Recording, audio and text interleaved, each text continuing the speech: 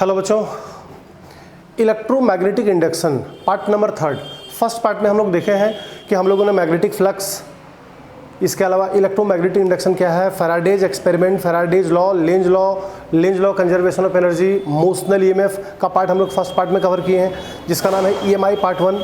Part 2 में complete package हम लोग देखें सेल्फ इंडक्शन का। सेल्फ इंडक्शन क्या है, उसका डेमोन्स्ट्रेशन क्या है, उसका ईएमएफ क्या है, उसका कोफिशिएंट क्या है, self induction of a solenoid and energy stored in inductor, and lastly combination of solenoid या combination of inductor, combination of coil. इस थर्ड पार्ट के वीडियो में हम सिर्फ एक छोटा सा पार्ट रखने वाले हैं, मात्र 10-15 मिनट के लिए। What is mutual induction and the topic related to mutual induction. Mutual induction क्या है, इसमें हम लोग को क्या पार्ट को कवर करना है। तो सबसे पहले म्यूचुअल इंडक्शन का खुद कोई इंपॉर्टेंस नहीं है। म्यूचुअल इंडक्शन का सिर्फ एक ही इंपॉर्टेंस है कि ये ट्रांसफार्मर जैसे बड़े इंस्ट्रूमेंट का प्रिंसिपल है। अगर म्यूचुअल इंडक्शन का कोई क्वालिटी है, कोई इंपॉर्टेंस है, तो ये ट्रांसफार्मर जैसे बड़े इंस्ट्रूमेंट का प्रिंसिपल है। इसीलिए म्यूचुअल इंडक्शन को हम लोग थोड़ा सा रिस्पेक्ट करते हैं। तो first of all, what is mutual induction. Mutual induction क्या है, हिंदी में इसको कहते हैं अन्योन्य प्रेरण। अन्योन्य प्रेरण, it means whenever there is current flow through primary coil, then induced EMF developed in secondary coil. Once again, whenever there is current flow through primary coil, then induced EMF developed in secondary coil. आप ये भी statement ले सकते हैं, या तो whenever there is current flow through primary coil, then induced EMF developed in nearby coil, पड़ोसी coil. तो म्यूचुअल इंडक्शन क्या है, whenever there is current flow through primary coil, then induced EMF developed in nearby coil. पड़ोसी coil बोलिए या nearby coil बोलिए, या तो आप सेकेंडरी कॉइल बोलिए। आगे इसको देखते हैं हम लोग। चलिए, टॉपिक है हमारा म्यूचुअल इंडक्शन, अन्योन्य प्रेरण। whenever there is current flow through primary coil, then induced EMF developed in secondary coil, या तो nearby coil. whenever there is current flow through primary coil, then induced EMF developed in nearby coil. Now it is the principle of transformer. अगर mutual induction का importance है तो due to this reason ये transformer जैसे बड़े instrument का principal है। Demonstration, इसका डेमोन्स्ट्रेशन हम लोग देखते हैं। मैंने 2 कॉइल सेट किया है, one is primary, another is secondary coil. Primary coil में मैंने बैटरी लगाया है की के साथ, स्विच के साथ, और secondary coil connected with a galvanometer only. अगर हम स्विच ऑन करते हैं प्राइमरी का, तो गैल्वेनोमीटर सेकेंडरी का डिफ्लेक्शन शो करके दिखाएगा। इसका मतलब whenever there is current flow through primary coil या first coil, then induced EMF developed in nearby coil, पड़ोसी कॉइल। नाउ मैग्नेटिक फ्लक्स, हाँ, अब ये तो हो गया हमारी डेमोन्स्ट्रेशन। अब हम लोग देखते हैं coefficient of mutual induction. Coefficient of mutual induction, इसमें एक बात का ध्यान देंगे, करंट फ्लो हम करते हैं प्राइमरी से, और इंड्यूस्ड EMF या तो मैग्नेटिक फ्लक्स लिंक करता है सेकेंडरी कॉइल में। तो magnetic flux linked in secondary coil is directly proportional to the strength of current flow through primary coil. Once again, magnetic flux linked in secondary coil is directly proportional to the strength of current flow through primary coil. यानी कि φs माने magnetic flux linked in secondary coil is directly proportional to the strength of current flow through primary coil. या तो इसको इस तरीके से भी ले सकते हैं, φ2 डायरेक्टली प्रोपोर्शनल I1, 2 बोले या सेकेंडरी बोले, प्राइमरी बोले या 1 बोले। φs directly proportional to IP, directly proportional को हटाइए और एक कांस्टेंट हम लोग लगाते हैं m। सेल्फ इंडक्शन वाले पार्ट में कांस्टेंट के नाम पे था L, यहाँ पे कांस्टेंट के नाम पे है m। तो φs is equal to MIP, जहाँ m is nothing, n is constant, और this is coefficient of mutual induction. तो m क्या है, m कांस्टेंट है, इसी का नाम है कोफिशिएंट ऑफ म्यूचुअल इंडक्शन। तो m is equal to φs by IP, φ secondary का बाई करंट प्राइमरी का। तो φ प्राइमरी का है या φ सेकेंडरी का है, तो φ मैग्नेटिक फ्लक्स यूनिट है हमारा वेबर, और करंट का यूनिट है हमारा एम्पियर, वेबर पर एम्पियर, वंस अगेन है हेनरी हमारा। तो कोफिशिएंट ऑफ सेल्फ इंडक्शन और कोफिशिएंट म्यूचुअल इंडक्शन, इन दोनों का यूनिट सेम है, हेनरी। और सीजीएस यूनिट का बात करेंगे तो दैट इज एब हेनरी। अगर डायमेंशन हम लोग निकालें तो जिस टाइप से सेल्फ इंडक्शन का हम लोग डायमेंशन निकाले हैं, उसी टाइप से म्यूचुअल इंडक्शन का भी सेम डायमेंशन है। फाई को खोलिए, φ इक्वल टू BA, और I तो हमारा एम्पियर में गया, B का डायमेंशन आप चेक कीजिए, F इक्वल टू BQ भी साइन थीटा या BIL साइन थीटा से आप फाई का डायमेंशन निकाल लीजिए, वहाँ से B का, फिर फाई का निकलेगा और आएगा तो A, M1 L2 T - 2 A - 2, M1 L2 T - 2 A - 2। तो कोफिशिएंट ऑफ सेल्फ इंडक्शन और कोफिशिएंट ऑफ म्यूचुअल इंडक्शन, इन दोनों का यूनिट भी सेम है, डायमेंशन भी सेम है, henry. Now EMF of mutual induction, EMF निकालने के लिए आपको तुरंत कंसल्ट करना होगा अकॉर्डिंग टू फैराडेज। तो according to Faraday's law E is equal to minus d phi by D t according to mutual induction. तो E is equal to minus d by D t, phi s के जगह पे M I P, जो हम लोग ऊपर निकाले coefficient में M I P, M is constant, M को रिमूव करते हैं तो E is equal to minus M D I P by D T. तो it is EMF of mutual induction, it is coefficient of self induction, और ये demonstration, ये mutual induction क्या है।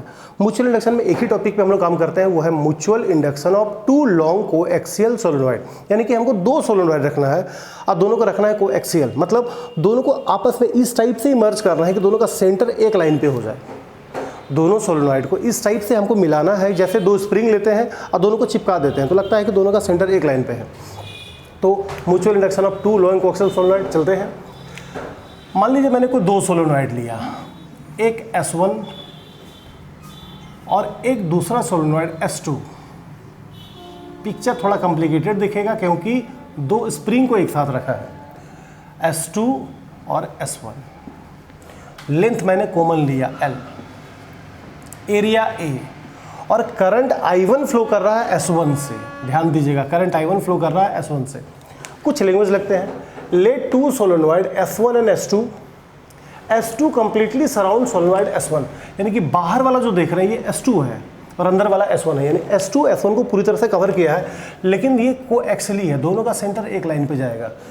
तो मान लिया let two solenoid S1 and S2 completely surround S1, N1 and N2 be the number of turn per unit length in solenoid S1 S2 respectively, and I1 current flow through solenoid S1। कुछ language है। तो capital N is equal to NL, जहाँ पे N है number of turn per unit length, तो N1 is equal to N1L, और capital N2 is equal to N2L, number of turn per unit length, number of turn per unit length. ये primary का, ये secondary का, total number of turn primary में, total number of turn secondary में। चलिए हमको निकालना है कोएफिशिएंट ऑफ म्यूचुअल इंडक्शन। इसके लिए सबसे पहले हम लोग निकालते हैं करंट फ्लो किससे कर रही है, 1 से।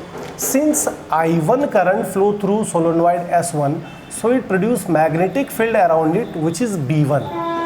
लैंग्वेज समझिए, since I1 current flowing through solenoid S1, it produce magnetic field around it which is B1। तो magnetic field inside first solenoid, तो B1 is equal to mu not N1 I1। ये magnetic field हमारा 1 का है। अब हम लोग निकालते हैं magnetic flux. Magnetic flux of solenoid S2, क्योंकि फील्ड बनाया 1, फ्लक्स लिंक करेगा 2 में, तो magnetic flux of solenoid S2। But पहले निकालते हैं through each turn, through each turn, through each turn. तो हो जाएगा phi is equal to B A, phi is equal to B A. तो B किसका, 1 का, और A, तो B1 में लेते हैं म्यू नॉट N1 I1, बगल में A। ये हो गया magnetic flux of solenoid S2 through each turn. अब मैग्नेटिक फ्लक्स सोलेनॉइड S2 का लेते हैं but whole turn, whole turn. इसके लिए करेंगे phi two each into total number of turns in solenoid 2। तो फाई टू ईच क्या है, mu not N1 I1 A, और कैपिटल N2 मतलब N2L। ये हो गया फाई टू होल का। इसको एक इक्वेशन हम लोग मान लेते हैं। अब according to the coefficient of mutual induction we know, according to coefficient of mutual induction से हम लोग को मालूम है phi two is equal to MI1। Equation number हमारा 2। अब इक्वेशन 2 में भी फाई टू होल का है, इक्वेशन 1 में भी फाई टू होल का। अगर ये दोनों को बराबर कर दें तो ये दोनों हमारे बराबर हो जाएगी, यानी कि MI1 is equal to mu not N1 N2 I1 A और L।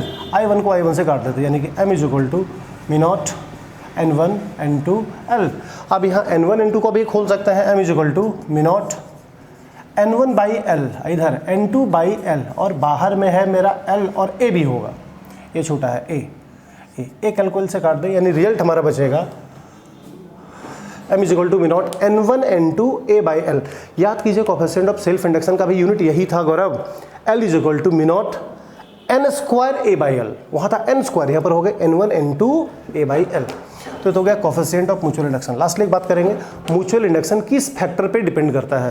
म्यूचुअल इंडक्शन का मतलब हम लोग को मालूम है कि whenever there is current flow through primary coil induced EMF developed in secondary coil. तो ये पूरा फंडा किस पे डिपेंड करेगा, पहला दोनों कॉइल की दूरी पर, factor on which mutual induction depend, first distance between the coil, दोनों कॉइल के दूरी पर, सेकंड दोनों कॉइल के रिलेटिव प्लेसमेंट पे। इट मींस अगर दोनों कॉइल प्लेस्ड है तो उसका पोजीशन क्या है, क्या दोनों कॉइल ऐसे है, क्या दोनों कॉइल ऐसे है, क्या दोनों कॉइल ऐसे है, तो इसको हम लोग बोलते हैं relative placement, relative placement of both coil. तीसरा ज्योमेट्री ऑफ कॉइल, इसका मतलब नंबर ऑफ टर्न्स हो गया, शेप हो गया, साइज हो गया, ज्योमेट्री ऑफ द कॉइल, और nature of material on which coil wound.